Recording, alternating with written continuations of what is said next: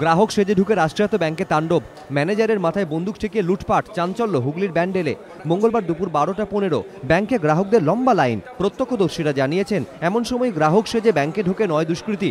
কেউ কিছু বুঝে ওঠার আগেই সমূর্তি ধারণ করে তারা। একটি ব্যাগের মধ্যে সকলকে মোবাইল রাখতে বাধ্য করা হয়। ম্যানেজারকে মাথায় বন্দুক ঠেকিয়ে ভল্টের তালা খোলায় দুষ্কৃতীরা। সেখান থেকে 7 লক্ষ টাকা লুট করা হয় বলে দাবি কর্তৃপক্ষের। আমি ওই টাকা গুনছিলাম, তখন হাল্লা চিঠি দেখলাম, ততক্ষণ একজন এসে রিভলভার দেখালো, মোবাইল বার করুন, মোবাইল বন্ধ করুন। বন্ধ করতে বলে তারপরে মোবাইল কাটতে শুরু করি। মুখে কাপড় ঢেলেছে, ওরা তো জানে সিসিটিভি নেই। রেহাই পাননি গ্রাহকরাও। বন্দুক দেখিয়ে তাদের কাছ থেকেও লক্ষাধিক টাকা ছিনতাই করে দুষ্কৃতীরা। এরপর ব্যাংক কর্মী এবং গ্রাহকদের ভল্টের মধ্যে তালা বন্ধ করে দুষ্কৃতীরা চম্পট দেয়। ম্যানেজারের ফোন পেয়ে ঘটনাস্থলে যায় ব্যান্ডেল ফাঁড়ির পুলিশ। ভল্টের তালা খুলে সকলকে উদ্ধার করে তারা। ঘটনার জেরে তীব্র আতঙ্কে ব্যাংক কর্মী এবং গ্রাহকরা।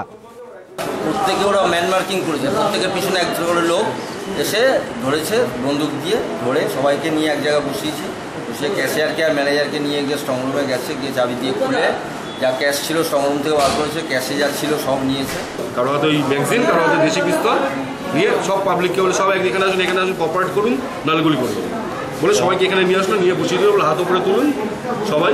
10 মিনিটের পর আমাদের পাবলিক এবং স্টাফ সকলকে নিয়ে যে লকার রুমে বন্দি করে ওরা বেরিয়ে চলে গেছে। প্রত্যক্ষদর্শীরা জানিয়েছেন, দুষ্কৃতীরা নিজেদের মধ্যে বাংলা হিন্দিতে কথা বলছিল, কিন্তু ব্যাংকে সিসিটিভি ক্যামেরা না থাকায় দুষ্কৃতীদের কোনো ছবি ধরা পড়েনি। জিটি রোড সংলগ্ন এই রাষ্ট্রায়ত্ত ব্যাংকের শাখা থেকে পুলিশ ফাঁড়ির দূরত্ব মাত্র 1 কিলোমিটার। স্থানীয়দের প্রশ্ন, সেক্ষেত্রে ব্যাংকে দীর্ঘক্ষণ লুটপাট চালিয়ে কিভাবে এলাকা ছাড়তে সক্ষম হলো দুষ্কৃতীরা? কোথায় ছিল পুলিশি নজরদারি? কেনই বা বিষয়টি নজরে এলো না টহলরত পুলিশ কর্মীদের?